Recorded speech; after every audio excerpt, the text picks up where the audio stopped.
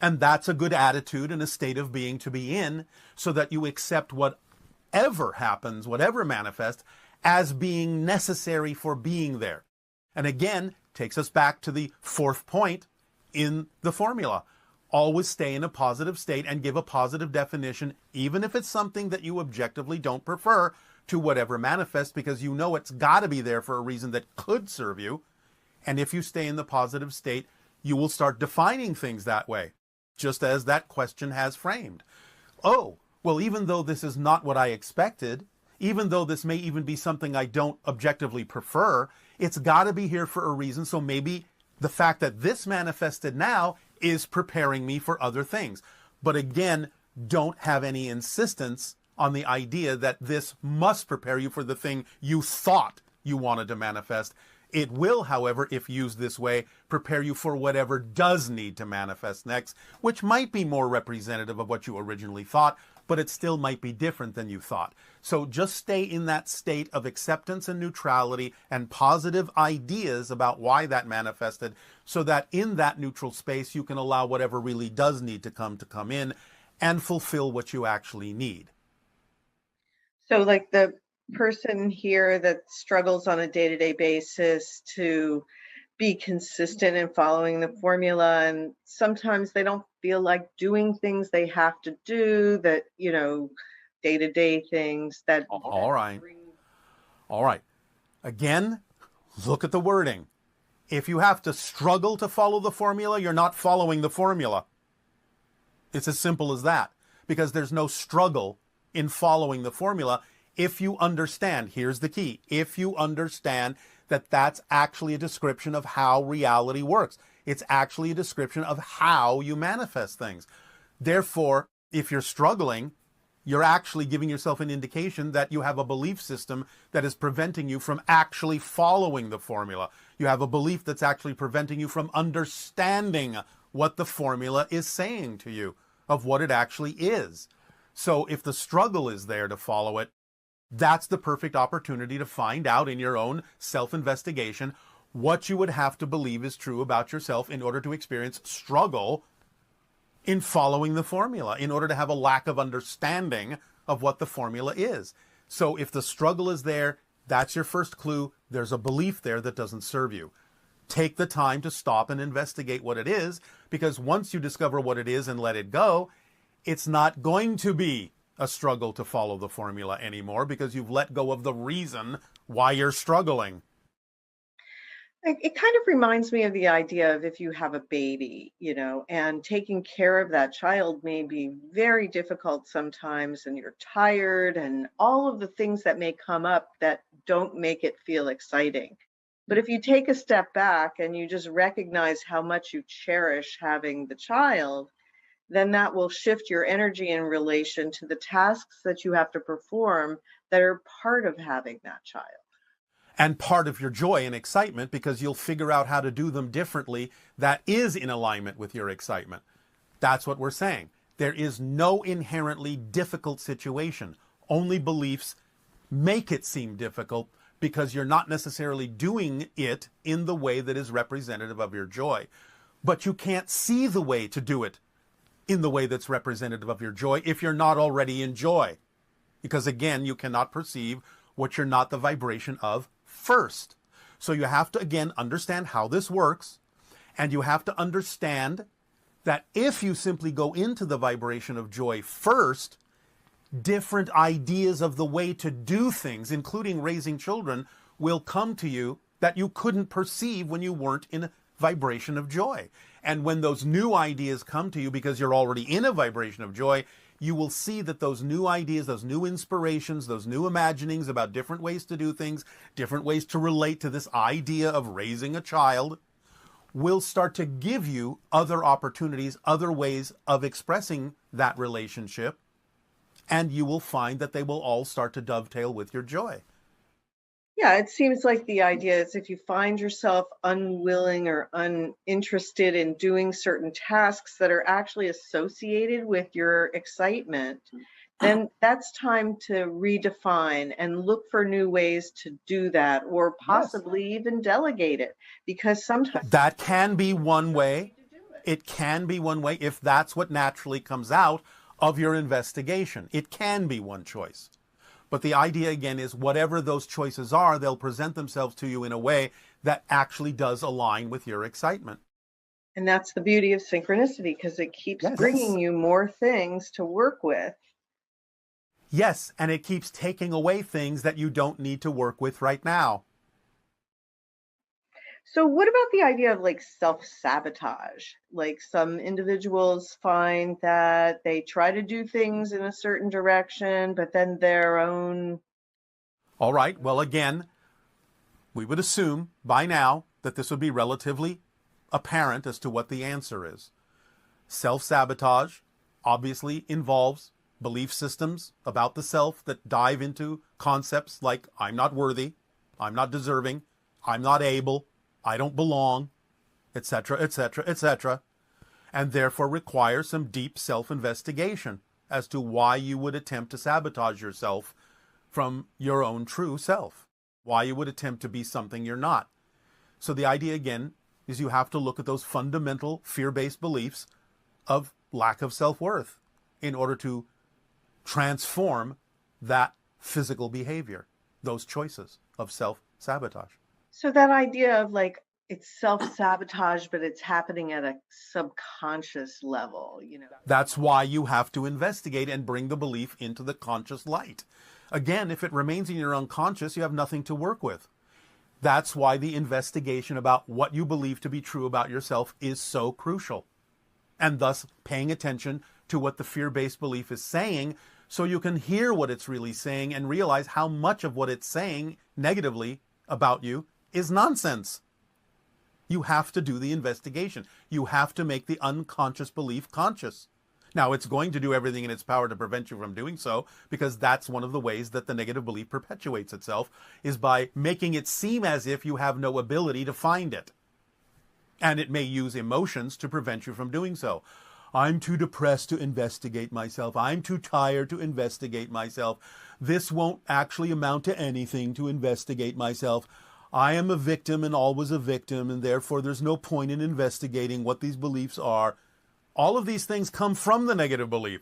You have to see through that smoke and mirrors. You have to be able to understand that it's not as difficult as the negative belief is making it appear, that that's just an illusion.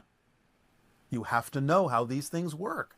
That's why we explain the mechanisms of these things to you all, so you can realize it can be much easier than you think, because once you understand how this works, and once you understand how beliefs perpetuate themselves, you will understand why they're saying what they're saying to you, and you will also understand the illusion in it, that it's not necessarily a fact, it's just a perspective coming from a negative belief that's doing nothing more than attempting to continue to perpetuate itself, which is what all beliefs are designed to do in order for you to be able to have a physical experience. Because if the belief systems couldn't perpetuate themselves in one way, shape, or form, there would be no possibility of having a physical reality experience, because it doesn't really exist unto itself. It only exists as a projection of your consciousness. The experience of it is real, but the physical reality itself is nothing more than a cardboard facade. That's very helpful. All right. This individual says, I've had many experiences where I moved pencils like an instant manifestation in a way that didn't follow the laws of physics. Well, it does follow the laws of physics, just not physics that you're familiar with yet. And there was no intention of doing anything of the sort. It just like happened. So yes, then for that individual, they have given themselves an opportunity through that experience of telekinesis to understand that physical reality is just a projection.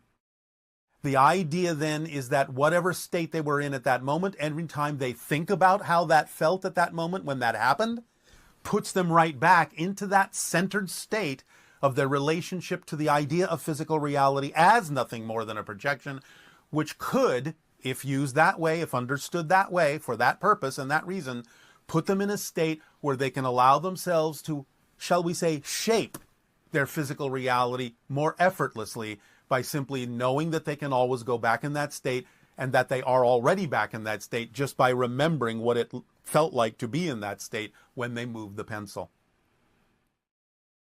And now, One moment. One moment.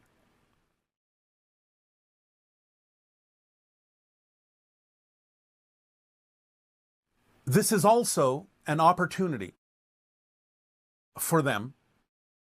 That's just the way this individual chooses to do it, the way they choose to experience this synchronous idea of being in a certain state of being that can allow them to move forward in physical reality in a more effortless way, almost by, again, giving a perfect example of the surrendering of needing to be in control. So that as soon as you actually go into that surrendered state, feeling like you're not doing anything, that is actually the state of most control, when you don't necessarily feel like you're doing anything. That's the path of least resistance. That's what it feels like you're not doing anything because you're not really expending an effort. You're actually in the center of yourself in perfect balance at that moment. And when you happen to take yourself into that state, it shows you what's possible in physical reality. And it shows you that it is possible because physical reality isn't real. It's just a projection of the state of being of your consciousness. That's amazing unto itself. All right, if you say so. Because, well, I mean, most of us wake up into a reality here where we have no idea that that's the way it's working initially. Yes, but again, please allow me to just suggest a subtle correction. Okay. You don't wake up into that reality. That reality wakes up in you. Oh. Even when there you are, a little baby, just being born into the world. Even then. Because you are not just a little baby. In fact, as a little baby, and for quite a few years, you are still very loosely connected to the idea that physical reality is real. You kind of go back and forth into the spirit, into the physical dream, into the spirit, into the physical dream. And the idea is that you're absorbing what you need to absorb to play out the theme that you chose to play out in this physical experience. But remember that babies are not just babies. They are still extremely powerful spirit beings, testing the waters, navigating themselves into whatever way, shape, or form the situation needs to be to allow them to play out and experience the theme they chose to experience by absorbing whatever belief systems they need to absorb in order to transform them in the future in the way they need to become more of themselves from a different point of view. Pretty amazing. All right. Again, if you say so. If if the heart has this direct connection to the higher mind, why do we experience heartbreak? Well, again, because of the belief systems within the idea of the physical mind. Because again, remember, while it may experience the direct energy of the higher mind, the heart still has to take its cue from what the belief systems in the physical mind have to say about it. And therefore, heartbreak is another bounce. So higher mind to heart, through the filters of the physical mind's belief systems, back to the heart. That's where the heartbreak can occur, because then the original vibration is filtered through the belief systems that may be negative belief systems that then the heart will interpret as the idea of sadness or heartbreak or loss. Okay. And where we'll be going through it at this point where we are? Well, you have now made a significant shift in energy in a variety of ways. So this will, to some degree, accelerate the tunnel, the passage that we have termed the eye of the needle. So you can take advantage now of a more accelerated momentum of energy in a positive direction. But as we have already said, this will continue until about 2023. Now again, as we've also said, this doesn't mean that you have to necessarily experience negative things until that time. But that is simply where, at this moment, the end of the tunnel, so to speak, is focused. However, because of the shift in energy, the year 2023 becomes more significant in a variety of ways, particularly with regard to the idea of extending the beginning of the window of open contact backwards from 2025 to 2023. So the beginning of the window of open contact and the ending of the tunnel, the passage of the eye of the needle, coincide now in your year of 2023. Again, this doesn't mean that spaceships will land everywhere in 2023. It will be, however, the beginning of more opportunity to experience things that have to do with the establishment of more energy and framework for the opportunity, for the higher probability of open contact. And there may be an event in 2023 itself that may herald how much stronger the opportunities for open contact are. So in 2023, there can be new information coming in from your space probes, new information from your scientists about the probability of life off the Earth, and even an increase in the probability of there being more large-scale UFO sightings in the year 2023. So look to that year as you emerge from the tunnel of the eye of the needle, as also emerging at that time into the beginning of the window for open contact and the increase in probability for awareness of what is going on, not only globally on your world, but also to begin to really start incorporating in your reality the ideas of life elsewhere in the universe. Now, energetically also, with regard to the shifts that are being made now, and in particular in the areas in your country that you are calling Arizona, that you are calling Georgia, you may notice the idea of a reflective reverberation or frequency that has happened in the sense of the shifting of vibrational energies in those two states in the direction that you have now chosen collectively. Because the idea is that the vortex in Sedona is mirrored by a vortex over Atlanta. And in the idea of the balancing of the energy that we have been assisting all of you with by pumping a more balanced energy into the vortex in Sedona and it being mirrored by the vortex in Atlanta, you have witnessed physiologically two things. Number one, the shifting of energy in those states to a great degree, going in the direction of the choice that you have made politically. And also, this happened by the occurrence of more individuals coming into the cities in those two states that are representative of a different demographic.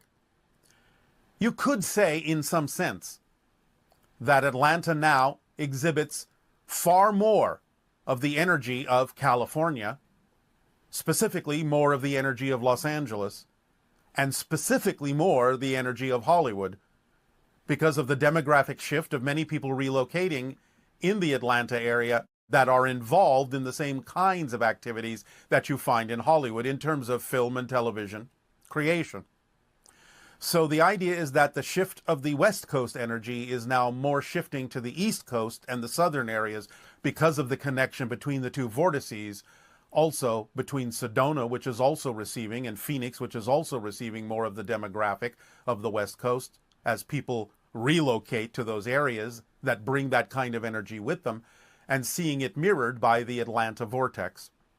So many things have shifted subtly over the last few years that are now revealing themselves vibrationally in the kind of energy output and the kind of choices being made by the people having relocated to those particular vortices, and the energy of the balance that we are assisting you with coming through those vortices in a way that is drawing more people to those areas to balance out the demographic energy and vibrational reality of what is happening in your country. That is what we will say for now about that subject. Okay, and I suppose tagging on to that is the election and what happened today with Biden being elected. How has that impacted the window of contact? I have already answered that. So that's essentially part and parcel of the change in leadership. It is a change in the choices being made that is reflected by the idea of the leadership. Okay, thank you. Yes, because the leadership is calling for unity. The leadership is calling for the idea of connectivity and community at this point, which will enhance and increase the probabilities for open contact because it requires the idea of community, connectivity, and those kinds of frequencies and states of being in order to increase the probability of open contact with other communities among the stars. I see. And this is why it has come down to the idea of stretching backwards to the year of 2023 as the new beginning of the window of open contact rather than 2025. Okay. Can you comment on the intense polarization that's been occurring in relation to the coronavirus and the election? Well, it's all interconnected. It's all interconnected with, again, the energy of fear or the energy that is positive. So all of these things in your society are going to be reflective of the polarization that you have all created with regard to the revelation, shall we say, or the revealing of the different kind of energies that have lain within many people on your planet for quite some time.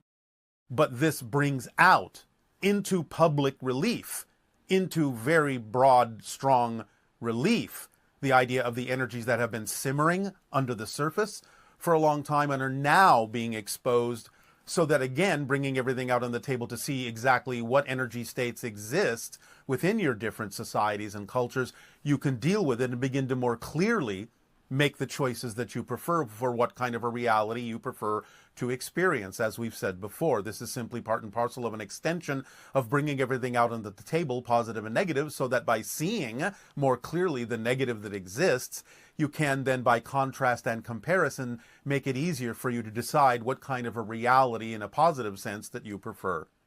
So it's all interlaced, it's all interconnected. So would you say that part of our contact timeline is very dependent on us reaching out across the aisle in a sense? Absolutely. Coming together and working in a state of perhaps more towards compromise? In a sense, yes. More a state of balance, and also more the opportunity through conversation of various kinds to really explore why people make the choices they make.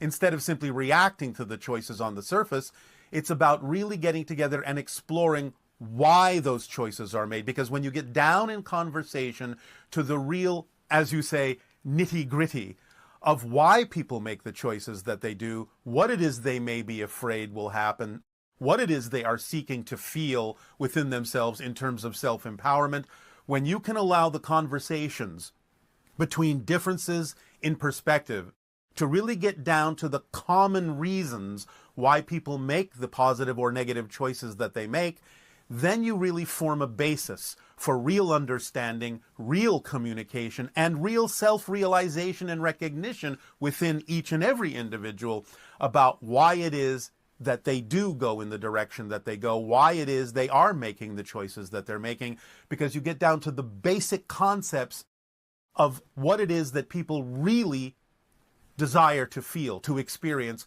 which is usually nothing more than the idea of being supported, feeling self-empowered, being validated for who they are, and letting go of all the surface reflections or surface symbols of that they think represent gaining those things, when in many cases it's not really those surface things that they're after, but more fundamental states of being that represent the idea of self-validation, feeling like they belong, feeling self-empowered, in a nutshell, feeling loved and supported.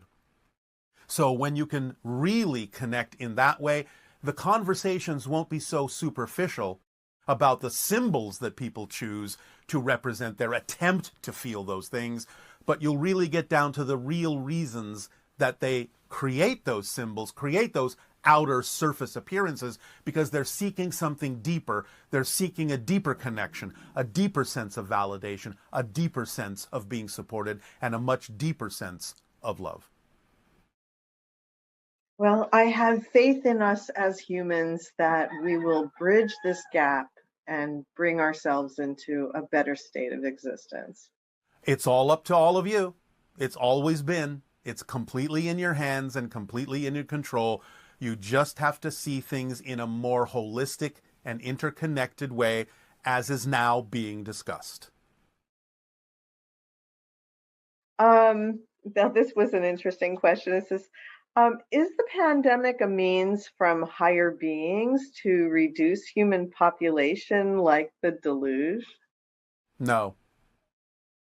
It is a means. It is a means of paying more attention to the messages coming from your own higher minds to give you more ability and more clarity to make the choices that will move you in a more positive rather than a negative direction of self-elimination.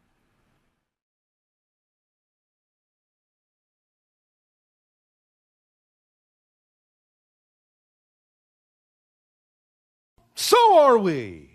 And I am so happy because following your teachings, everything is falling in synchronicity in my life. What a surprise.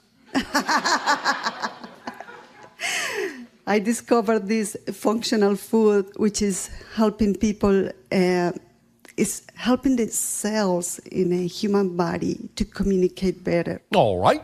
It's helping people to communicate better between themselves. All right. Well, thank you for following your excitement. And I have the feeling that this functional food is helping us to communicate better with you. It can. Again, it's a permission slip like anything else. Yes. It will work for some individuals in that way. Other individuals may need something else. But in general, the concept of food on your planet is one of the overall collective automatic agreements that you've all agreed, generally speaking, to play with. So there will be certain similar results for all of you, at least on the level that you've all agreed food will affect you. Yes, I understand that. All right. So thank you for playing with that particular archetypal idea within the collective agreement. Okay. Also, this is a different subject. Oh, all right. I remember that I had a physical body on planet Earth when Jesus was here, so I had the opportunity to meet this entity when he has his physical body here. All right. And so how do you use this information? How do you apply that energy and that knowledge in this particular incarnation? Yes, I'm going to tell you. Well, thank you. Now I have some spiritual guides with me, and one of them is Kabir. And I would like to know if Kabir is the same entity as Jesus. No, of course not. Do you understand what the Christ consciousness is? Yes, I understand it's not a single person. It is the collective consciousness of your entire reality, expressed through individuals. Now, the guide is connected to some degree vibrationally with the Christ consciousness because that's your focus. Therefore, that vibration serves you for it to be connected in that way. But it would be a misinterpretation to say it is Jesus. Do you understand? Yes, I do. But the vibration is connected to the collective consciousness you refer to as the Christ consciousness, or the Buddha nature, or the Krishna spirit, all the same thing. Yes, I understand that. All right. Okay, also, what do I need to do to be able to go exterior and visit your ship? Buy a ticket. That ticket is a particular frequency. Okay. If you will match that frequency, which we have given all of you from time to time, and truly focus on it, you will find more ability to connect in more ways with our civilization's vibrational signature. That phone number, as you call it, again, is the black equilateral triangle against the black background, separated from the black background by a deep blue light emanating from behind the black triangle. Focusing and meditating on this particular vibrational image, this vibrational symbol, will start to align your vibrational signature more and more strongly with our particular dimension of existence. Thus, then, you can simply allow from that point forward synchronicity to play its part in allowing you to experience whatever it is you need to experience in perfect timing. But remember, any such agreements, in a sense, and any such appointments, in a sense, have already been made. So you don't need to really wonder or worry about them. If you have made an appointment, if you have made an agreement to have such an experience, the only way you can miss that appointment is by spending time worrying that you'll miss the appointment. If you just get on about your life and live your life to the fullest, acting on your highest excitement, your life will unfold in the way it needs to unfold, and any appointment you have made will be met in perfect timing. So you don't need to have to worry about it or wonder about it at all. Does that make sense to you? Yes, it does. Why, thank you. I love you, Basha. Our unconditional love to you as well.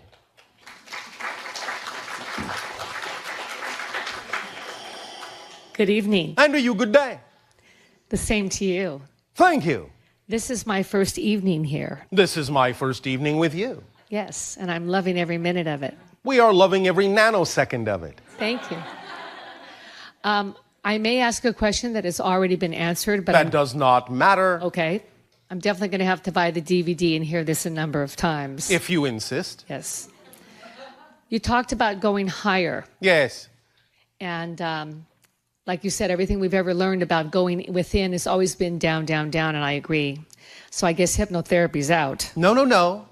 You just have to understand what it's actually doing.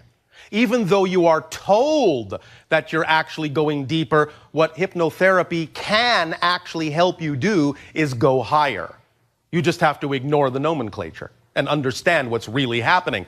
Hypnotherapy is actually relaxing your focus in physical reality and allowing your consciousness to expand to higher and higher levels, even though people may be using terminology that says you're going down, you actually are going up. So it's not that the tool itself needs to be abandoned, you just need to have a different understanding of it when you utilize it. You follow? Yes, I do. All right. Excellent. And also, I've been experiencing a lot of depression and Compression. okay, compression. Why did I change the definition? I'm not quite sure. Sure you are. How does the definition depression make you feel? Depressed. How does the definition compression make you feel? Confused. All right. That's actually beneficial. That's actually beneficial because what is confusion? Co-fusion. You are unlocking from your previous definition, but you don't yet know what definition you're heading toward. You are co-fused. Okay. This is what it's all about. You must understand this is the most important principle about physical reality experience manifestation. How you define your reality is what you experience.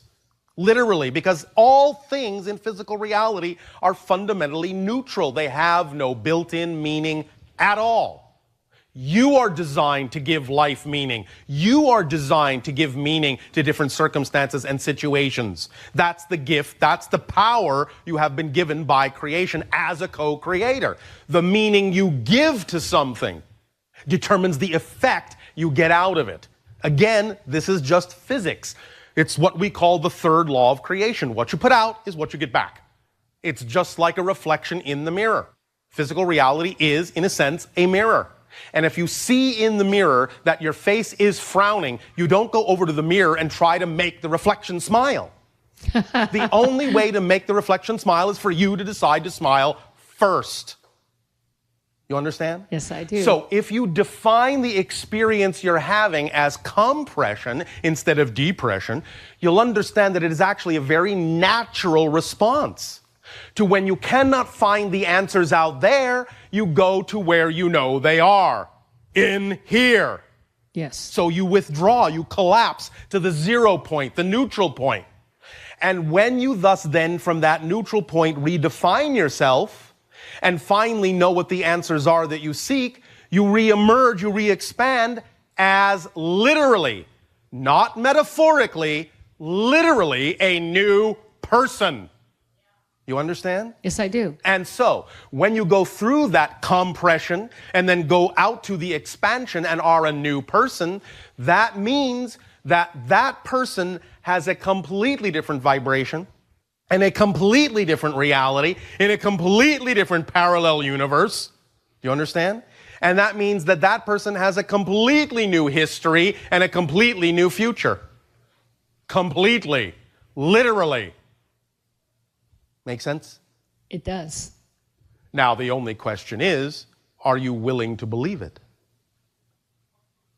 And thus, then, by being willing to believe it, as we said last night of your time, the reflection, the mirror, our word in our ancient language, Ili, I-L-L-I, mirror, reflection. Look at the center of the word willing, I-L-L-I, reflection, willingness to allow yourself to know that this is true for you will allow you to experience that it is true for you because that's the definition you give it.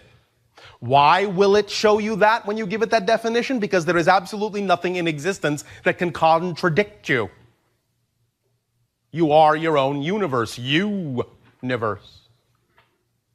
You understand? Yes, I do. Is this helping? Yes, it is. Are you sure? I'm working with it. Oh, all right. Is that fun? Yeah, Oh, all right. it is. Thank you. I'm trying to absorb it. You are what? I'm understanding it. It's sinking in. Oh, all right. I want to ask another question, and you might have already answered it. We will see. Higher. Yes, higher. Suggestions of going higher. And I mean, I pray. Excitement, joy, love, creativity. Okay. You understand? Yes, I do. Passion. Those vibrations. Excitement, passion, love, joy, creativity, happiness. Those feelings is your body's physical translation of the vibratory signature that represents your true core, natural, higher vibratory self. So anytime you act on things that contain that energy, you are allowing you to follow the compass needle that points to your true magnetic north. You understand? Yes, I do. That keeps you on the path. That's why excitement is the thread you need to follow, not how it looks, not the form it comes in. The idea is that does it contain the highest excitement? Is it the most exciting thing I can act on with the best of my ability at this time with no expectation of what's going to happen? If the answer is yes, do it. Even if it seems not connected to anything else you think it's supposed to be connected to, excitement is what lets you know it is connected. And it will lead you to every other circumstance synchronistically that also will allow for more expansion of your excitement and give you the ability to see the opportunities because you cannot perceive what you're not the vibration of. So if you're not already that state, if you're not already willing to be happy just because that's what you prefer, you will never be capable of actually seeing the opportunities a happy person would see. They'll be invisible to you because only a happy person can see opportunities that are on the happy level. You understand? Oh, yes. It's just physics. Really, really, it's just physics. It's all resonance, it's all vibration, it's all frequency. That's all it is. Match the frequency that you prefer, express it in whatever way it represents itself in your physical reality, usually, as we say, as excitement, passion, joy, creativity, love, so on and so forth. Make sense? It certainly does. Does this help you? It certainly does. And thank you very much. Thank you.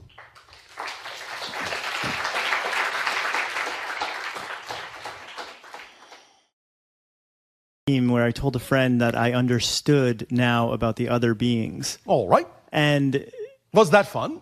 Well, the dream was all right. But after the dream, I was lying in bed and I felt like I was being scanned by energy. And it was ecstatic, orgasmic. It was, all right. That sounds like fun. That was a lot of fun. And, all right. And part of the fun was wondering during the time when I felt like I was being scanned, yes, aliens had to do with it. Well, let's just say extraterrestrial consciousness as opposed to aliens. Okay, well, that was the word I used at the time. But, I but understand. we can PC it up now. Okay, it's so not about PC. It's about accuracy. Accuracy, okay. You see, the idea is that a being can be an extraterrestrial just by not being from Earth. Okay. But that doesn't mean it's actually alien to your life form. It can be something very similar to you. Right. Whereas on Earth, you can interact with aliens, such as dolphins, because they're very unlike you, but they're not extraterrestrial. You understand? I do understand, yes. That's the difference. Yes, okay. So you were acting and interacting with extraterrestrial consciousness, but they're not really aliens, not that type. So there you're are saying that- aliens out in space in a variety of ways, in a variety of shapes Right. that are nothing like human. But these are connected to the idea of your DNA, our DNA, and a group of beings we would call cousins. Okay, so you're saying that I was interacting with those beings that are part of the process that created your civilization? Yes. Okay. Now, there were a few others involved as well, but even they are not necessarily as alien as you might think. Well, but it felt really good, and from what I've understood of those interactions, that people usually describe them as feeling bad, or... That's usually because the interaction brings them to a vibratory level they are not ready to integrate, and that vibratory level forces their fear reaction to come up within them, and they don't know how to deal with that because they haven't integrated certain fears within themselves yet. It is not in that sense that they are being harmed per se, but the idea is that they're not used to experiencing that level of integration by being, in a sense, brought to that level of reality. So was the purpose of my interaction to be part of that hybridization process, or was there something else involved? There are many things involved. It's not only the idea of the hybridization project, as you say, but it is also about your own expansion as a being, as a spirit, as a consciousness, and giving you more opportunity to choose the things that are more representative of what you wish to explore in this life and, in a sense, on other levels as well. Well, it definitely led me to you. All right. And then about 8 months later, I began verbal channeling. Is that connected? All right. But you see, the reality is that these experiences aren't just leading you to us or other things. They are leading you to you, more of you. That's the whole point. How you choose to go about that, what you encounter along the way, is really up to you to find out what attracts you. And we are happy to be a part of that journey with you. But you are really being led to more of you. Okay, so just keep following my highest excitement? Is that a question? Would you like to take that curved little question mark and straighten it out into an exclamation point? I'm going to keep following my highest excitement. Thank you. Is there anything you'd like to add? Specifically to me about this or anything else?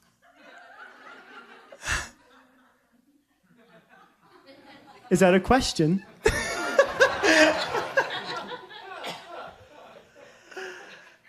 Remember, paradoxically and ironically, we can actually dispense at this day and age more information to you when you make statements instead of asking questions.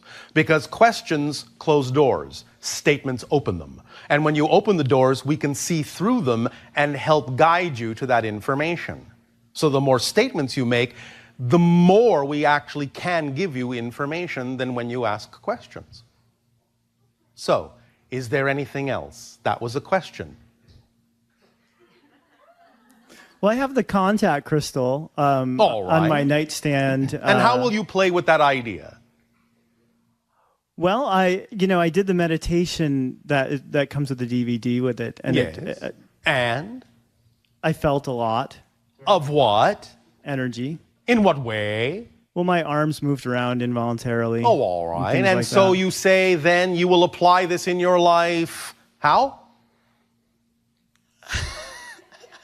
How will you apply the energy you have received from that experience in your life? In what way, in other words, are you inspired to do things in your life with that energy? Well, I like feeling the energy. I do that often. Well, feeling it is all well and good. How will you apply it in physical reality?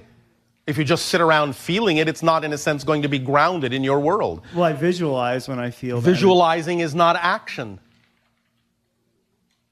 How will you act this energy out in your physical reality, thus grounding the vibration in your physical experience? It isn't sufficient in that sense to simply feel or visualize things. Yeah. You must complete the circuit by actually behaving the energy out. So what actions does it inspire you to actually physically take? I do workshops. I verbally channel at workshops. All right. walk in nature, and All right. Anything else? receive a lot of massages. All right. Whatever thus else you find this energy inspires you to do as a behavior, allow yourself to do it and don't hesitate. All right? Okay, thank you. That's what we have to say. Ha'atu. Ha'atu.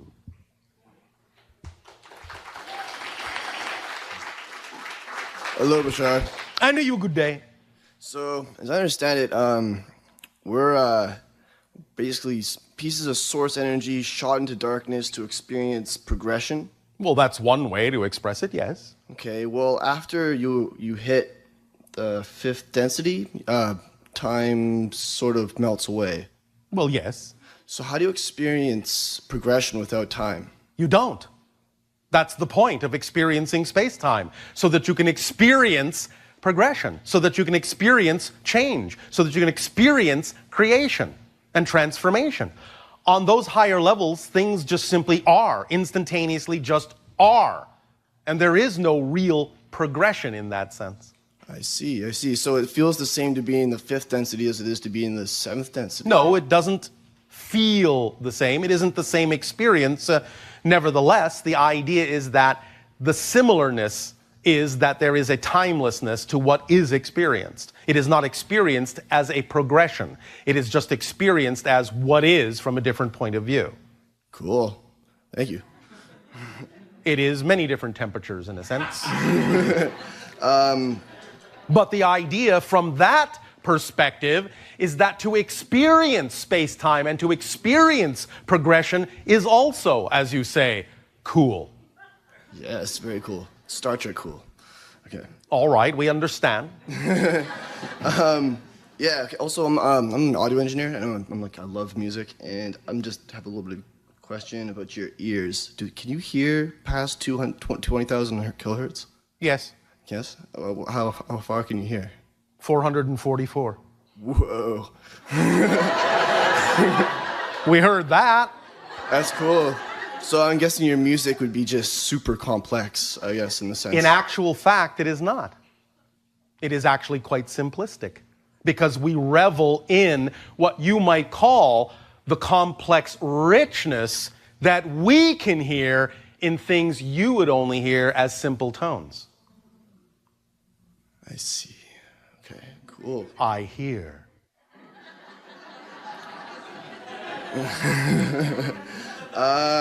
Okay, well then, are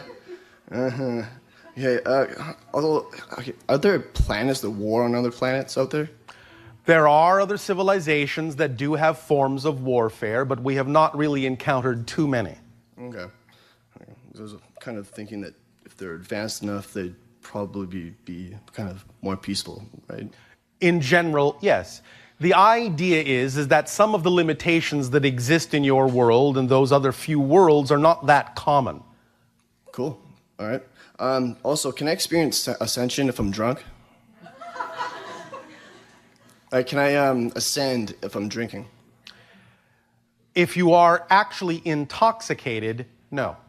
Okay. Thank you. Thank you. Okay, well, one more. I experienced the idea of being ADD.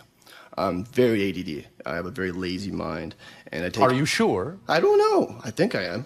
I'm not You really, think you are. My degree of knowingness hasn't been. You mean your honest. mind is sharp enough to actually create the illusion that it's not sharp? Could be. I don't know, but I rely on this drug called Adderall to make me sharp, and it makes me focused. It allows me to accomplish tasks very quickly, as opposed to... And do you find that this works for you? I do. All right, then that's your permission slip for now. You might eventually allow yourself to change to another permission slip, but you have to absolutely and utterly believe that the other permission slip will work for you in the same way or better. But you can do that, but it's up to you to decide that that's possible for you.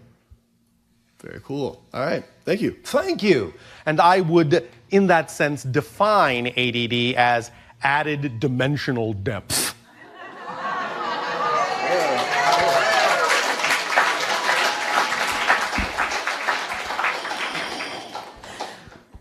Hello, Bashar. And to you, good day. And Happy birthday. Why, thank you. Things are going well for me, right? Oh, all right. My son has been balanced since the last time that we talked. All right. And I'm doing lots of fun and exciting things. Thank you. And then I had this thought that I was having too much fun. Too much fun? So did you put the brakes on your fun? No. Well, then I guess you were not having too much. Well, because I told myself that's not a very good thought, so I just... Well, it's not that it's not a good thought, it's simply not appropriate for the vibration you prefer. You don't have to invalidate it as a thought.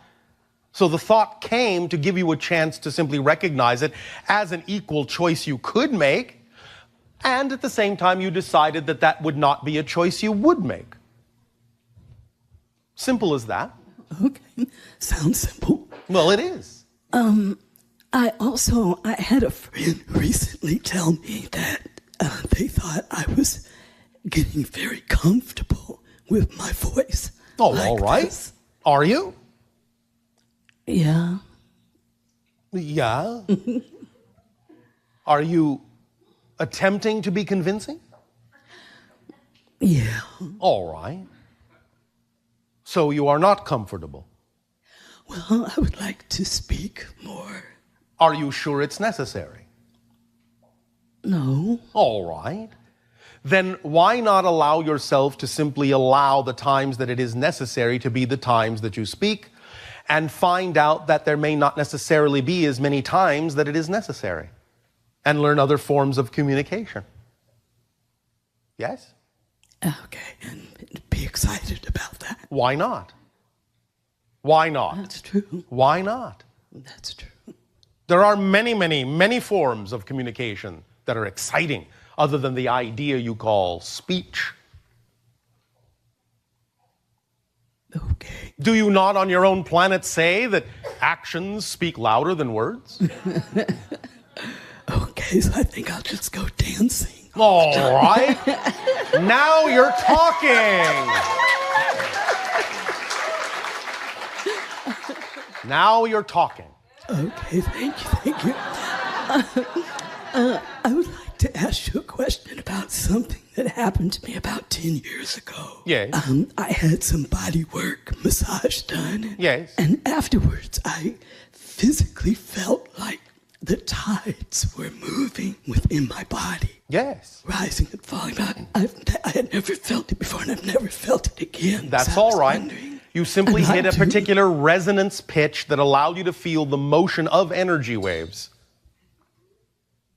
There are energy waves all around you, going through you all the time.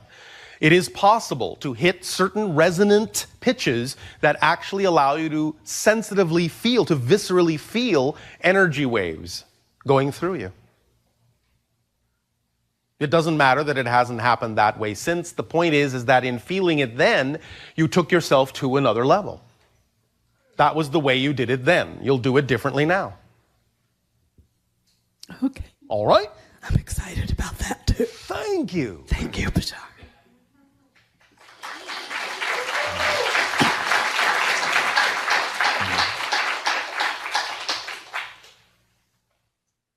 Good evening, Bashar. And to you, good day. Yes, so I've been listening to you on your YouTube videos and books for the last year.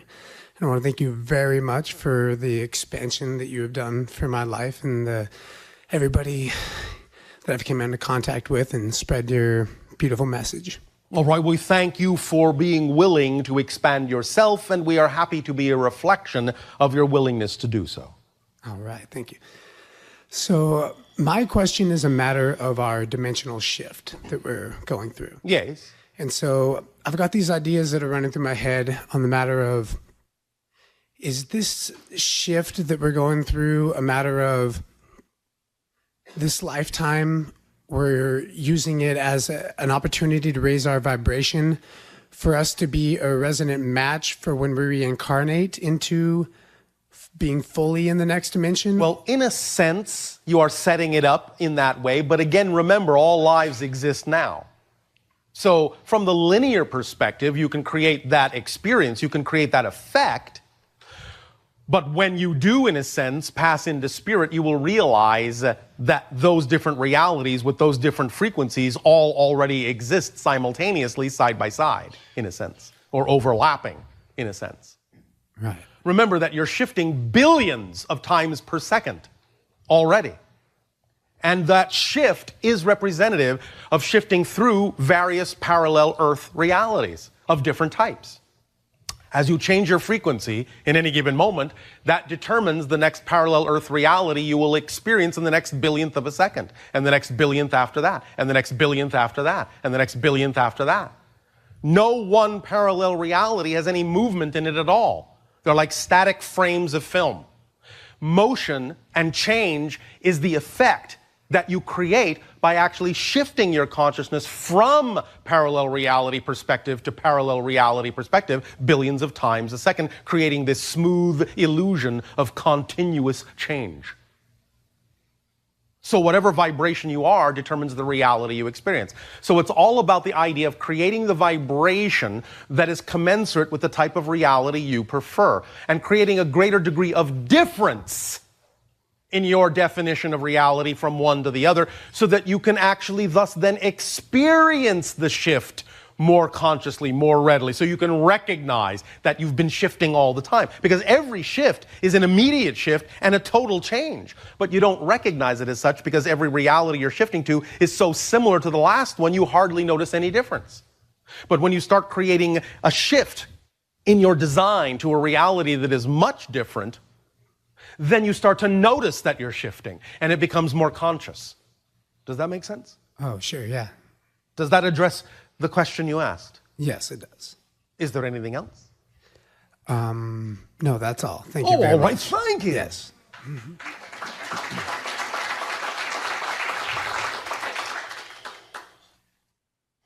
Hello, Bashar. And to you, good day. I'm having a great time in this lifetime. Oh, thank you. It is really beautiful. Yes. I hope you enjoy as well the beautiful life that I We have. do not through have my- to hope. We do nothing that does not reflect our ecstasy. Great. Well, this lifetime, it's beautiful. The physical experience of having been loved and giving love is amazing. Yes. And I enjoy and I milk it. Thank you. The physical experience of traveling around the world, from the rainforest to the, volcanoes and all those beautiful places, Yes. is amazing. Yes. The swimming into the Caribbean and all those nice places is amazing. Yes. Visiting the North Pole and playing with all those beautiful islands and see the beautiful sky up there, it was amazing. Yes. Making love is beautiful. I came as a man this lifetime. Yes. And it's amazing. Yes. So it's really fun. Yes. I enjoy it. That's what we've been saying. Food is good. Yes. I enjoy very much. Thank you. Now, we no longer eat or drink or sleep, but we did enjoy them when we did. I do it for you. That's all right, thank you. We do enjoy what we have now. I enjoy that very much too. Thank you. Thank you. Okay, so a couple weeks ago, I had a dream where I looked up and saw a bunch of spaceships. Yes. And one I came down to sometimes me. have that without being asleep because I don't sleep anymore. That's awesome. So one came down to me, and the being that came out, I ran up and gave him a big hug, and I was crying and sobbing, and it felt like I really had missed him. Yes. And I'm wondering, so I've connected with him through meditation. Yes. Since, and I'm wondering if you can tell me what race he is. You're dealing with another hybrid race, primarily what we would label the Yael. Okay. In any such encounters that are going on between you and extraterrestrial beings, you will usually find that you will have at least one counterpart in that society that will be involved in the encounters so that they feel familiar and are a reflection of more of you. So in a sense, it's like meeting another version of yourself. Okay, so he is my counterpart? Yes. Awesome. So in the dream, I got on a ship and went out to space and saw the Earth get really small. So was that physical or was it? Well, yes and no. You have to understand that many of these encounters actually happen in a slightly shifted version of physical reality that allows you to experience more than you otherwise might in your typical physical reality. So yes, it was physically real, but not in your physical dimension exactly. Okay. Do I have hybrid children? Yes. How many have a significant amount of my DNA? Again, the average is usually about 15 to 17. Okay, so you've mentioned the possibility of hybrid children living on Earth as soon as 2022. Is that still accurate? No. No? Okay. I said the window of open contact is between 2025, 2033, maybe 2040. I did not say the hybrid children would be landing at the beginning. Somewhere in there, things will be set up so that they can begin to stay longer and longer and longer on your planet in certain areas that are sequestered and safe for them to acclimate and adapt to your society as your society acclimates to them. But the idea is that some of them have been on your planet and do come to your world from time to time in secret places that are set aside for them so they can practice what it's like being on Earth. Because many things that you take for granted are very alien to them. So they have to learn the idea of how to fit into your society to some degree, although they won't go all the way with it because human society must also adapt to them to some degree as well. But they're willing to learn, and they're quite fascinated by some things that you don't even really think about, like eating food off a plate with a fork. Why? Why not just take the food and put it in your mouth with your hand? So they have a lot of things to sort of learn to fit in a little bit, but they do that on your planet from time to time in houses and apartments that you don't necessarily even know that they happen to be in. They might even be right next door. Wow. Okay, so I wanted to talk about being a bridge to the higher dimensions. Yeah. So when I'm meditating and I can converse and see in my mind my hybrid children, Yes. What reality is that? And what does that look like on their end for... Well, again, you're communicating through that slightly altered reality that we just mentioned. And therefore, they're receiving it, in a sense, sort of telepathically from you. Okay. So is it helpful or important to be making these emotional and like relationship connections with them? Is it helpful and important to you? Yes. Well, then the answer is yes. Okay. Because they will feel the importance to you. And that will allow them to begin to identify and empathize with those feelings and understand them more clearly. Okay. So earlier this week, I had a really powerful meditation where I felt like I was speaking with you. And was that really you, or was it just... You're just tapping into the vibration that you recognize as our collective consciousness through your own higher mind. So what you were doing, which is what you're doing right now, was speaking a little bit more clearly to your own higher mind, using us as a filter or a mask to do so. Okay. And what is my vibration? Are you sure you want to know? Because remember, as soon as you ask, it goes down. Well, mostly my question was, I've really been meditating a lot and it's felt really good. It's been all right. That's fine. My highest passion. And but I'm are you taking actions as well? Yes. All right. Because remember, that's the language of physical reality. Okay. Not just meditating. You have to act to be in the world. So, do your meditations help you take more actions in the direction of your passion? Yes. All right. Are you sure? Didn't sound very convincing. I've been taking a lot of action the last year. Yes. And it's felt like I've been really just outside and not really going inside. And so I've been feeling really called to go inside. All right. You can balance it out. That's fine. Yeah, I am excited to take more action soon. All right. Thank you. Thank you.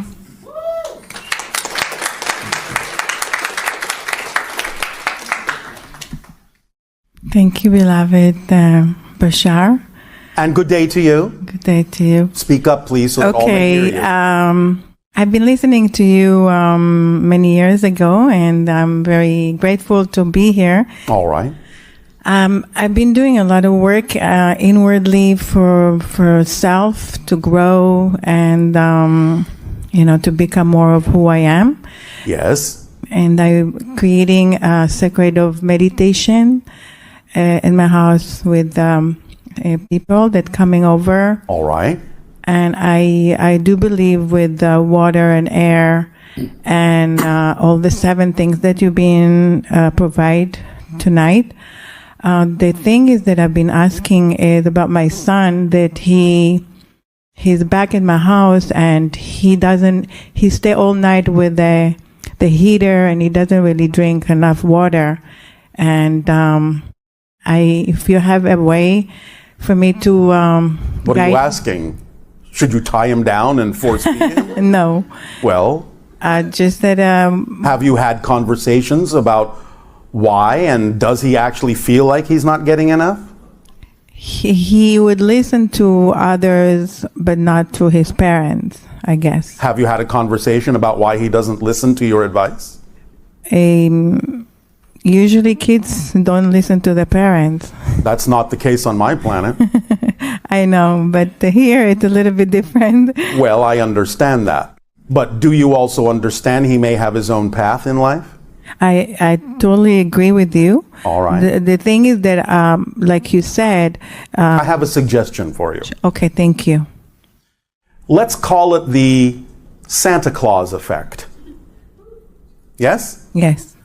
Leave a pitcher of water and a glass out for him when you go to bed.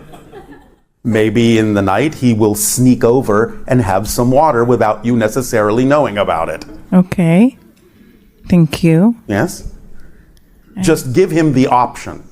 Don't tell him what to do. No, and you're absolutely right. I do that. I just put... But you leave water out? Yes, I do put water. When you're not around?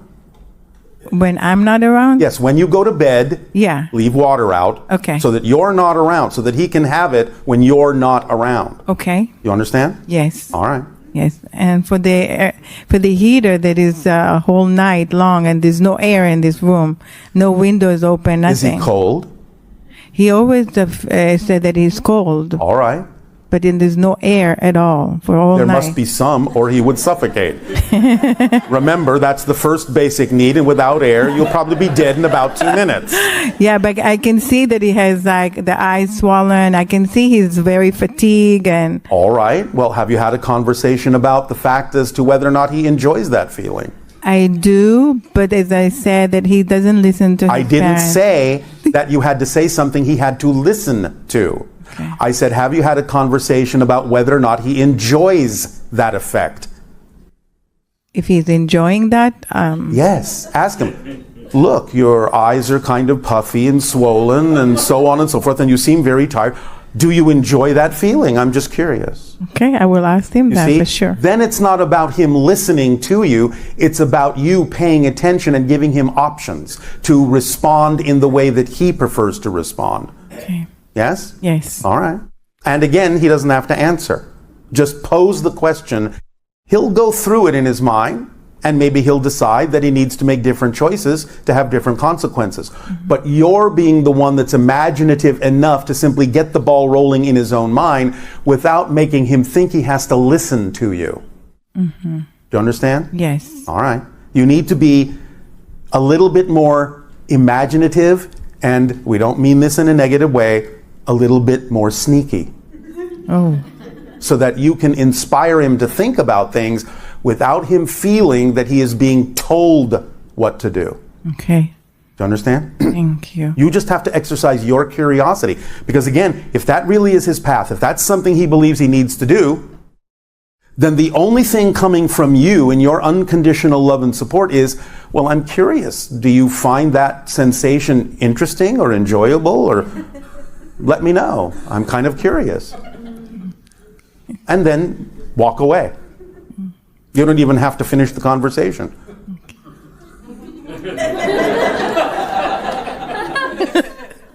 Thank you very, very much, Bashar. You're very, very welcome.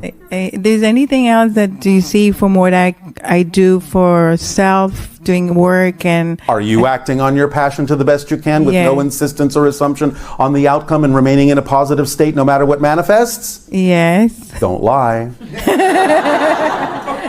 I didn't hear the whole question, but I understand. All right. Then that's just my curious question.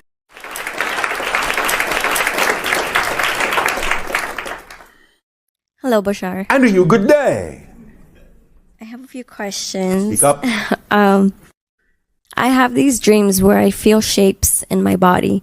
You feel shapes in your body? Yes. All right, different energy patterns. Suppressing on my body. And I'd like to know if every time I have these dreams, I connect with the grays. Well, you connect with different things depending on the pattern. The most recent one I had was round shapes. And other times I've had square shapes. The round shapes may be more representative of either the hybrids or even your spirit guides. Square shapes can be representative to some degree of the grays and a few other things. It just depends on the patterns.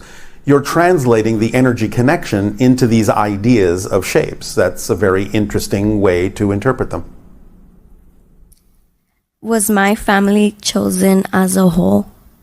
You mean, did you choose yourself? To connect. Do you mean, did you choose yourselves? Yes. Yes.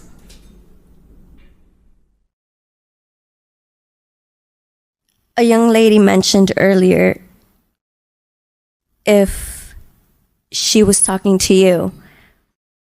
Is your response applied? Does it apply to everyone? In general, yes. There may be some exceptions, but they're very rare because it's not that anyone needs to talk to us unless we have these particular kinds of encounters. The idea is that it's training you to learn to talk to your own higher mind. You may be using our vibration to make it easier for you to do so because you're familiar with our vibration in these encounters. So we give that vibration for you to use so that it puts you more strongly in touch with your own higher minds, which is the point. Now, sometimes, yes, maybe you connect to other members of our society or the general collective consciousness pattern of our particular reality to aid and assist you. If you wish to do that, that's fine. But the basic point of these conversations and getting you used to our frequency is to help you make stronger connections to your own higher mind. Correct. And I've been having a little trouble with listening to my higher mind. You mean you're having a challenge? Yes. All right. But are you acting on your passion as best as you can? Hesitation usually means no. All right, now pay attention. It's not difficult at all to listen to your higher mind. Let me again explain it this way. The higher mind communicates with you in terms of energy. Do you understand? Yes. Your body interprets that energy as the sensation called passion, excitement, curiosity, attraction. That's actually the way your body interprets the messages from your higher mind. Because your higher mind is basically saying, do this now. Act on this now. This is your path. This is who you are. It comes in energy, but your body interprets it as the sensation called passion and excitement. So when you act on it, you're responding to the higher mind saying, I heard you. But that's why you have to speak in the language of physical reality, which is action. Otherwise, you're not responding to it. You're saying, I didn't hear you, if you're not taking action on it. And therefore, if the higher mind has given you an opportunity to act on your passion that you're not paying attention to because you're not acting on it, why should it send you more? If you're not taking the action, it will seem as if the conversation has stopped because it's waiting for you to take action on what it's already given you.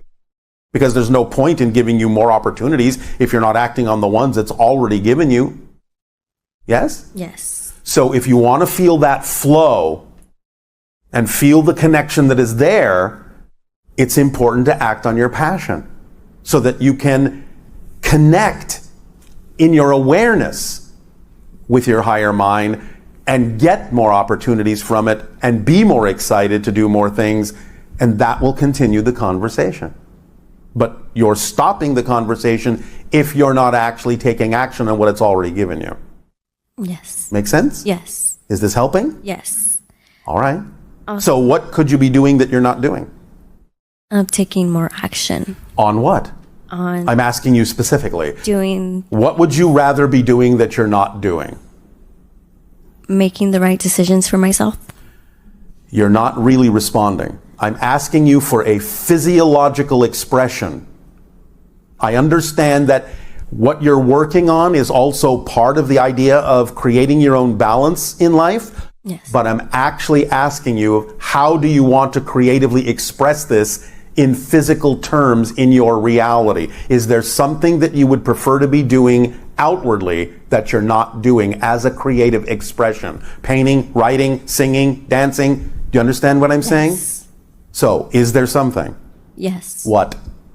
Dancing. All right. Why aren't you? What are all the reasons you're creating for not doing that? Come on, spit them out. Number one. Time. You don't have time. Is that what you're saying? I do have time. I'm just telling myself I don't. Speak up. I do have time, but I'm telling myself I don't. And why would you do that? What are you afraid of? Come on, what are you school. afraid of? I'm a student. So? And A I student need of to, what? to study. I thought you said that you were excited about dancing. Yes. So again, you're not yet giving me the reason why you're not doing it. You just said, you know it's an excuse that you don't have time. Yes. So you know you have time, so why aren't you doing it? Why aren't you acting on it to the best you can? Why? Why? Come on. I will work on it. No. Answer the question. You're not getting off that easy. Why? What are you afraid of if you move forward? I don't really know. Yes, you do. Yes, you do. What are you afraid will happen? Come on, dig deep. Imagine yourself moving forward. Yeah. What does dancing mean to you? Are you talking about taking a dance class? Are you No. talking about doing a performance? What are you talking about? I just like to go out and dance Where? at anywhere, clubs, parties. And so do you? I do, but not as much as I'd like to. And again, why not? Because Yes. I don't take action on it.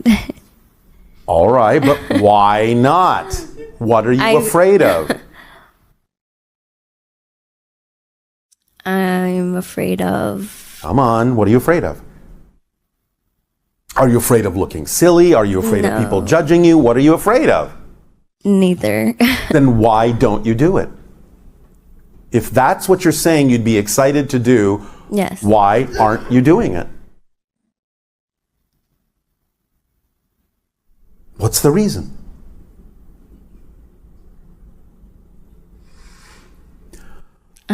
We have all the time in the world.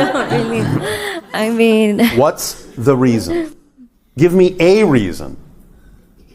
Doesn't have to be the reason. Give me a reason why you're not doing it. Because I take the time to, rather than to go out to go dance, I take the time to study. Can't you do both? Yes, but lately I've been having trouble managing my time. I see. Usually, again, when people experience a challenge managing their time, it usually means it's because you're doing something you don't prefer to do, or you're doing something you do prefer to do, but not in a way you prefer to do it. Because remember, what's the second tool in the kit? The organizing principle of synchronicity. What that means is, if you do the things that you really are passionate about doing in the way you're passionate about doing it, synchronicity organizes the time for you. You don't have to manage it. It's automatically managed by synchronicity, bringing you the opportunity. It lasts just exactly as long as it needs to, and then it gives you an indication that there's something else you need to be doing that's also another representation of your passion. So you need to examine all the things you're actually choosing to do. Examine honestly whether or not they really are representative of your passion, or if they are, examine whether you could do them in a way that is more representative of your passion other than the way in which you're doing them. So when you say things like, well, I need to study, are you studying about something that you're passionate about or not? Yes. All right. Is there a way you could go about studying that is actually more exciting than the way you're doing it? Yes. Then do that. Remember, when we talk about acting on your excitement, all the components have to be in alignment. What it is you're doing, how it is you're doing it, with whom you're doing it, where you're doing it, why you're doing it. It all has to be aligned. So if any one of those components isn't representative of the most exciting way you could be doing it, where you could be doing it in the most exciting place, with whom you could be doing it, then you're not following your excitement. All the components have to be part of the holistic system. So if you can open up your imagination and start doing what you're doing that is only representative of your excitement in the way that would be most exciting, then everything will start organizing itself, and you will find you have exactly the amount of time you need for every single expression of your passion. It'll self-organize. It leaves nothing out. Yes. Is this helping? Yes. All right. Can you wrap your mind around that? Yes. All right. Anything else? Yes. Is acting on my passion, will it help me not, because I'd like to also learn how to swim. Go ahead. And do you but think I'm that very swimming would be fearful left of out of that formula? If it's part of your passion, why would it be left out of that formula? Right. Didn't I'm we very say that it afraid. leaves nothing relevant out? Right. But So? I'm very afraid of drowning. You are afraid of drowning. Well, if you learn to swim, you probably won't drown. Right. But And so what if you did drown? Oops.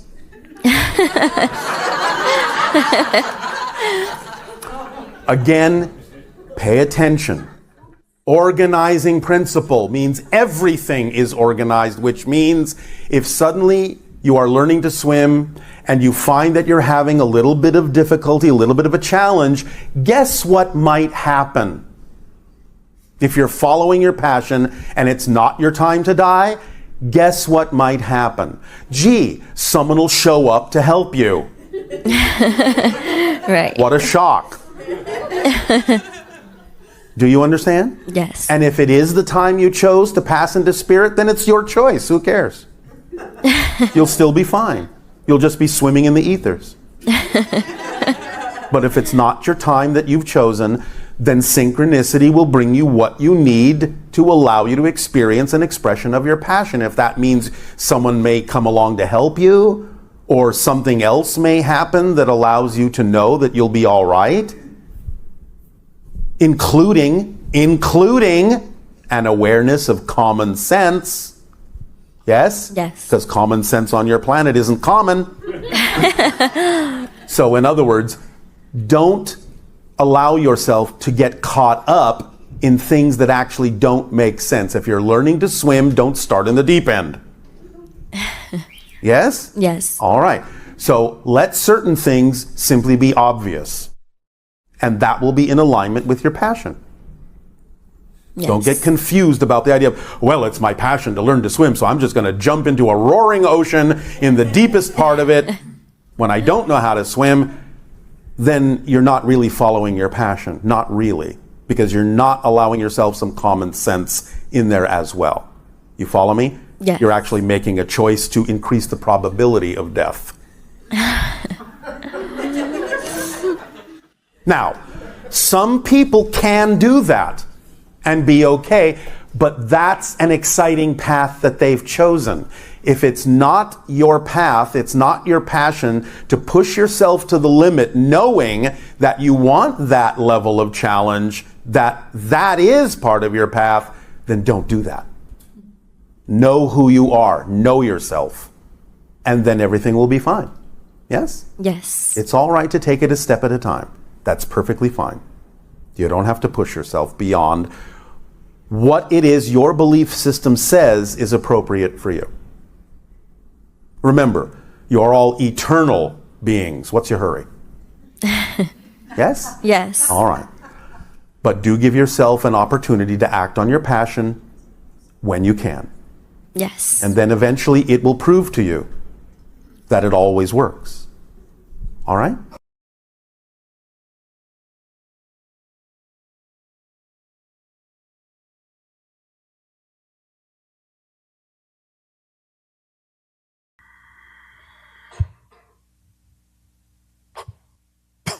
will say good day to you this day of your time. How are you all? All right. Thank you. First of all, allow us to thank each and every one of you individually and all of you together collectively for the co-creation of this interaction.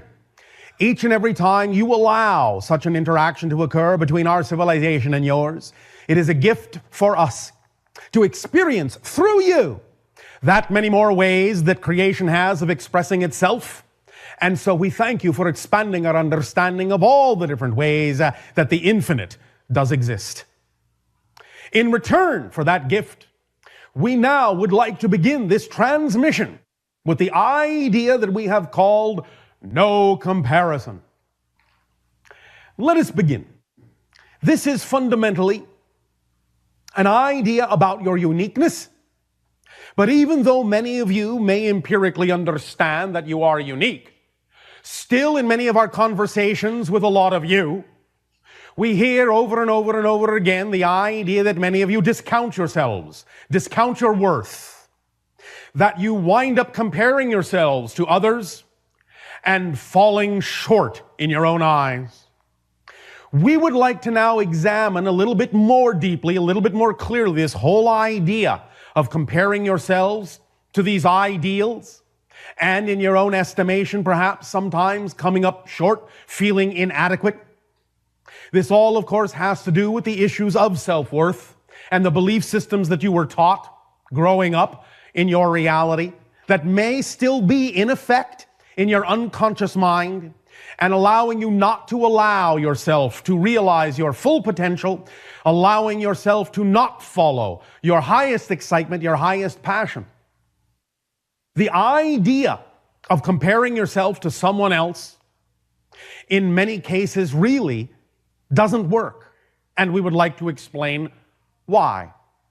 Many of you may feel, may believe, may perceive that you have a high degree of similarity to other people, and you may view other people who may be living lives that are at least in some way, shape, or form similar to the kind of lives, the kind of dreams that you say you would prefer to live in your own reality, but sometimes find that you simply don't quite know exactly how to attract that, how to manifest that.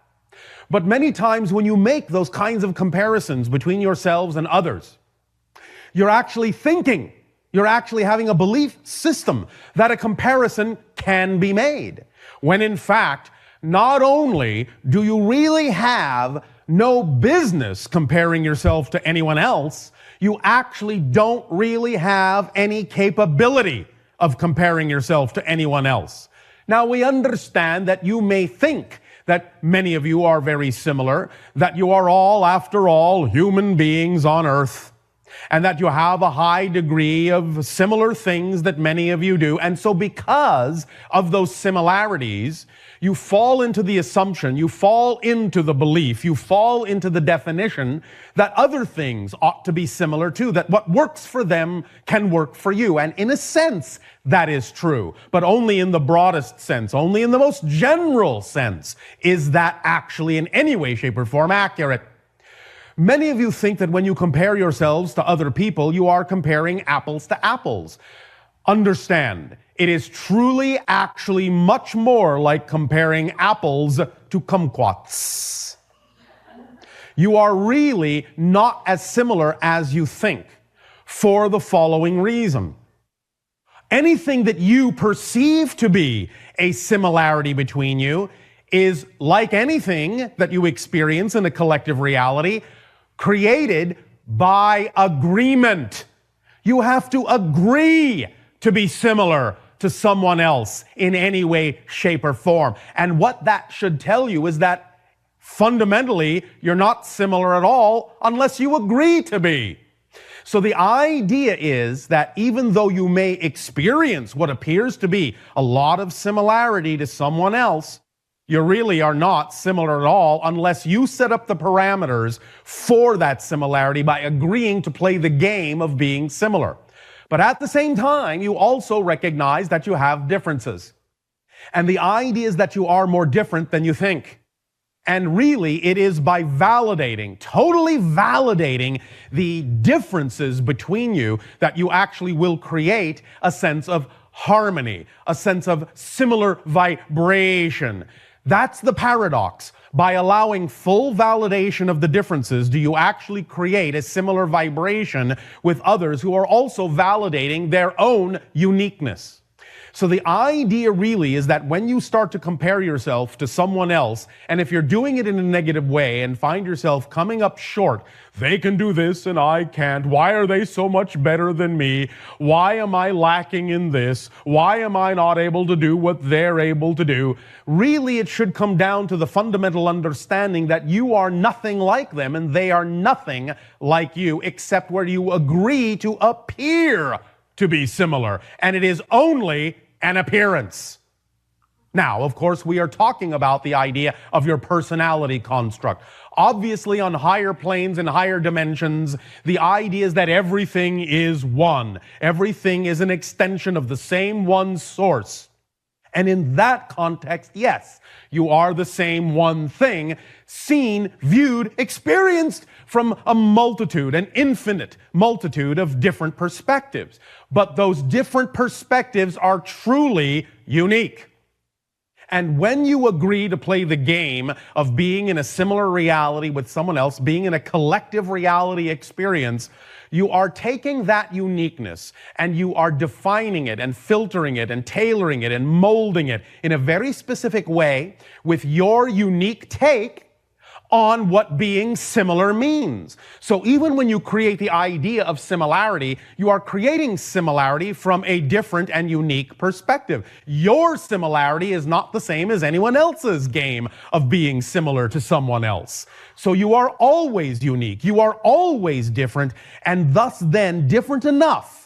Even though you may create the illusion of similarity, you are different enough that you have not only no business comparing yourself to anyone else, you actually have no ability to compare yourself to anyone else, because everyone else is truly at that level completely and utterly unique, completely and utterly different. And even when you create the effect of similarity, you are doing it from a unique perspective that is absolutely unlike anyone else's ability to do that. So the next time you feel the urge to compare yourself to someone else and find yourself coming up short, find yourself lacking, I would strongly suggest that you realize how unique you are, how different you are, how truly, truly you are a particular perspective of the infinite, and that there is absolutely no other point of view that in any way, shape, or form is like your point of view. You are the eyes, all of you, all of us, every being in creation are all the eyes of creation and all the different ways that creation has of perceiving and experiencing itself. Cherish your uniqueness. Do not in any way, shape, or form invalidate it, devalue it. It is by your very uniqueness that all that is capable of being all that is. If you exist in your unique form, then all that is must know that your unique properties must exist in order for all that is to actually experience itself as all it can be. And thus, without you, all that is would not be complete. Without you, all that is would be finite. Without you, all that is would collapse under its own weight. All that is must, by definition, be infinite. And if you are part of that infinite existence, then there is a reason you exist, because all that is does not make superfluous creations, does not make mistakes, and does not say, well, I'm done, but I'll just create a little more off to the side here. Just because you never know. I don't know, I might need a spare or something. All that is does not operate that way. All that is whole, unto itself, one idea, even though it is composed of an infinite number of parts, an infinite number of perspectives, it is fundamentally, first and foremost, one whole, complete experience unto itself, and every single component that it expresses itself in is a part of that unique experience, a part of that whole experience, and must by definition exist in order for all that is to be what it is, or it could not be all that is. It would simply have another name. It would be some of what could be. And that is all that it would be. Always wandering around, wondering if it could be more. But because you exist, you deserve to exist. Because believe me, if all that is did not need your unique properties in order for it to be all that it could be, all that it is, you would not exist. So if you exist, then all that is knows that you must exist. There is a reason that you exist. You are valid in its eyes, or you wouldn't exist. So the next time you question your worth, the next time you question your validity, the next time you question your differences, realize that when you question those things, you are arguing with all that is. You are saying, I don't deserve to be who and what I am. But obviously you do, or you wouldn't exist. So if you are arguing that you shouldn't exist, you are arguing with all that is and saying that it doesn't know what it's doing in creating you. Stop arguing with creation. You exist, and there's nothing you can do about it. Ever. If you exist, it's the only fundamental quality you actually have. That is your true core quality. Existence itself. That which exists cannot become that which does not exist. That's a completely different quality. And non-existence is already full of all the things that will never exist. There is no room in non-existence for the things that do exist. It is full of non-existence. And besides which, if you really look at the clear definition of non-existence, you will simply realize there's no such thing. Non-existence doesn't exist. That's its fundamental quality, to not exist. Therefore, there is nothing else but existence. And if you exist, you are a part of the infinite. There's no outside to it, you're within it. There is nothing else, and everything that you call a separate thing, including yourself, must then, because there is nothing else but the one, be made of the one, be made from the one, because there's nothing else to make anything with. All that is truly all that is. And therefore there is no outside, there's nothing extra, there is nowhere to get any extra material from to make anything. All that is has to make everything out of itself. Thus then you are made literally of God, made literally of creation, made literally of existence. Thus then, value yourself in the way that all that is values you. Now, of course, you don't have to, and many of you are very experienced at devaluing yourself, but that is also a valid experience within creation, a unique one. A valid one. So if you're going to devalue yourself, at least realize that the only way you can actually possibly have an experience of devaluing yourself is that all that is believes you are valuable enough to have any experience you want. So the very fact that that you're able to devalue yourself means you're valuable. That's the paradox. The very fact that you exist means that you have the unconditional support of all that is, and if you wish to believe you do not have unconditional support, that is your right. But the only reason you can even have the experience of pretending that you don't have unconditional support is if in fact you do. Because you are being unconditionally supported in your fantasy of not being supported unconditionally. That's the paradox. So allow yourselves to begin to relax this idea that you don't measure up, that you would compare yourself to someone else and find yourself falling short.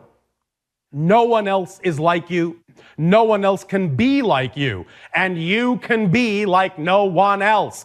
Try. You will never, ever, ever be anything but you. No matter how hard you try, no matter how hard you wish you could be someone else, you will never be anyone but you. However, that's exactly what gives you your key to freedom. Because then you can be whatever it is you truly wish to be in exactly the way you prefer to be. And no one else can tell you different, because no one else is you. And no one else knows what it is to be you, just as you don't know what it is to be anyone else. Cherish your unique perspective, cherish your differences, and when each and every one of you allows your differences to be compatible, when each and every one of you allows your differences to be valid and valued, when you truly empower your differences, you will have absolute harmony in your reality. That's how it's created. Harmony is not created through the idea of becoming homogeneous. It is created through the absolute validation of all the differences that you exhibit, because then each of you is taking ownership of the unique puzzle piece that you are in the big picture. If you had a picture puzzle and you wanted to put it together and one of the pieces says, no, I don't want to be that shape, I want to be some other shape. Well, then you would always have a hole in that big picture and that piece would never fit. So the picture would never be whole, and the whole picture thus would never be able to support all of the pieces, and the pieces would never be able to support the whole picture. But if you simply allow yourself to be the shape you are, the shape that nature knows you need to be, the shape that creation created you to be, then by definition, you must fit perfectly in the big picture, just as you are. If that was not the case, you would be a different you. You would be a different shape. Whatever shape you are is the shape you need to be, and is the shape that fits with all the other shapes who are also willing to be the shapes that they are. So when you are all the shapes you actually were created to be, you all fit together perfectly in the puzzle picture, and the whole picture thus then exists. You can see what the big picture is from your unique perspective, and you can allow the whole picture to support the unification, the connection between all the pieces. Does that make sense?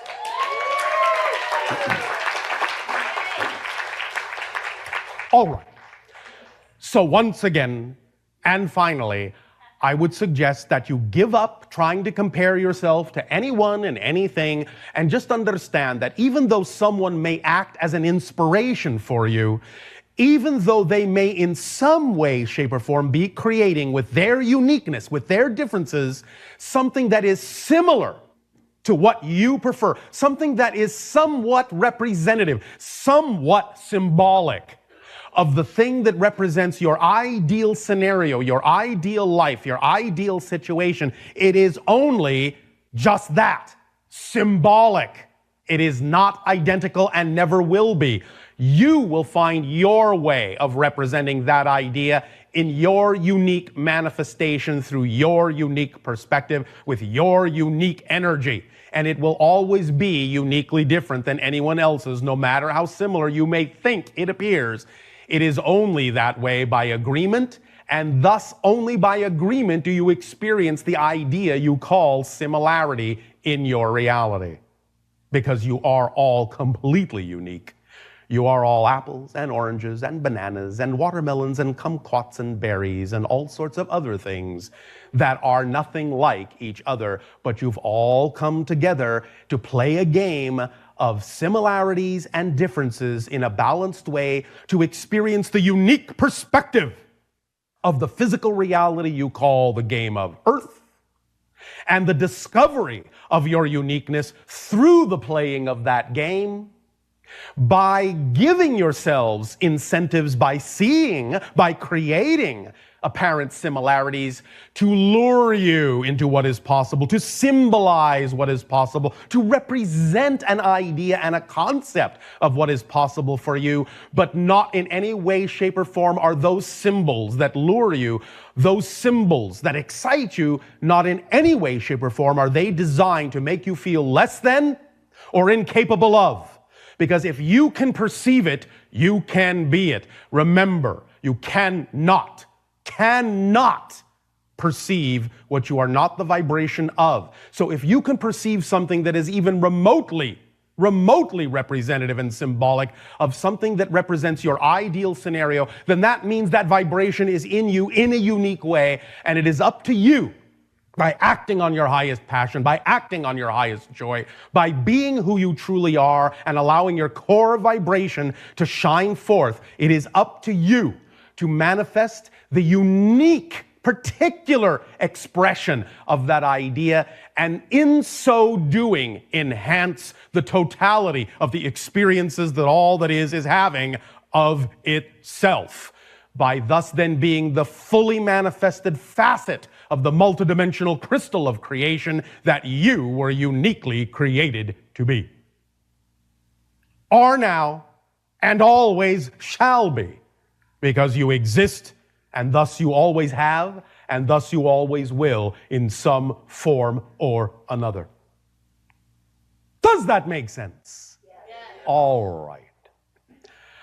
Then as you let your uniqueness sink in, let us explore the unique ideas, the unique perspectives that you would like to discuss this day of your time, and in return for the gift that you are giving our civilization in allowing us to interact with each and every one of you in this manner, I ask you now, in what way may we be of service to you through your dialogues, questions, and answers?